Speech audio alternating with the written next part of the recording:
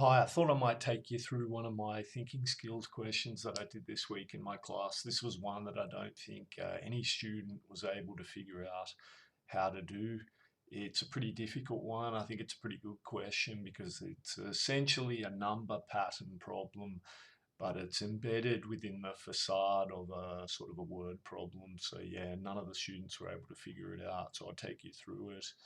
While clearing out old documents, I came across various newspapers, but there was not a complete set. Only those with particularly interesting items had been kept. In some cases, it was a series of articles published regularly at, I'll just underline these key parts here, regularly at fixed intervals. All right, very important to recognize the significance of fixed intervals. The table below shows which papers were kept in consecutive weeks with the oldest in the top row. And you've got the data, 7 days in a week. These are the days for the papers that tick represents when the paper was kept.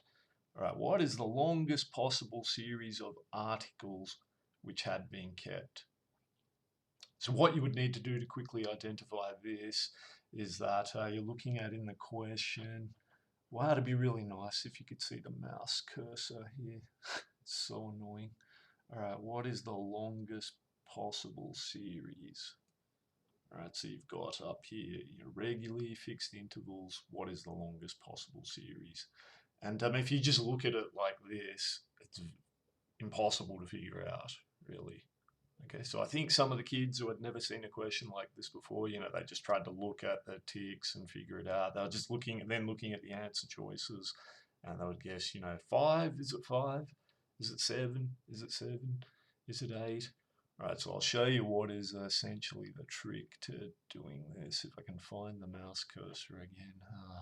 It's very, very frustrating. All right. And is it going to, no, that's right. I need to select text. All right. So we start at the beginning on Monday. We'll go 1, 2, 3. So we'll label this 3. All right, now we're 4, 5, 6. 6 is the next tick.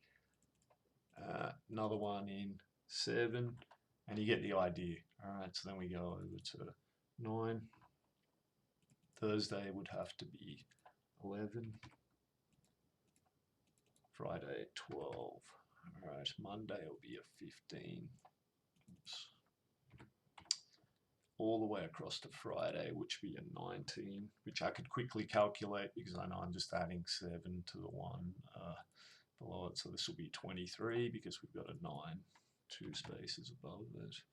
This will be a 27. Then we've got a long series in a row. So what must this be? 31 and 32. This would be much quicker if I could just do it on a piece of paper, obviously. I'll have to figure out how to get better apparatus for displaying this type of thing. 35, then we got a big gap of 7. The really smart kid here would, if they know what they're going to do here, they would figure out, well, I'm not even going to need to map this part of it because it's not going to be included, right? Because there's a gap of 7, like you're skipping ahead. 8, basically this will be 43. So I'll just fill it in for the sake of showing you everything. So this will be 46, this will be 48, this will be what, 23, this will be 51, I imagine, 4 times 7 adding, 33, 3 times 7, 54, and 3 times 7, whoops, sorry, 1 times 7 and 2, that'd be 56. Yeah, really, anyone got a recommendation for a good program to work on an image or a PDF, that'd be good. All right, so now all you have to do now is look at this as like a sequence of numbers, and you just have to find the regular intervals and how many occurrences there are at those regular intervals.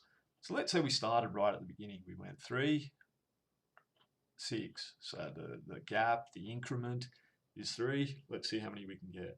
3, 6, 9, 12, 15, no 18. So that's the end of the sequence at fixed intervals. 5. It's not the answer though, it's not the longest one. All right, now let's try, well, see, what you could get distracted by is then trying to start somewhere else or something, right? So you would go, 6, 11, it's a gap of 5, say. No 16, so that one doesn't continue. You need to go up by the same increment. So you still start at 3, and this one will be the answer. And when I did this one myself, when I was preparing it, doesn't take too long, all right? You start to see, a couple, like you would look in the middle. Look, this middle bit is very important. I'll just highlight this. I go 15 to 27, right?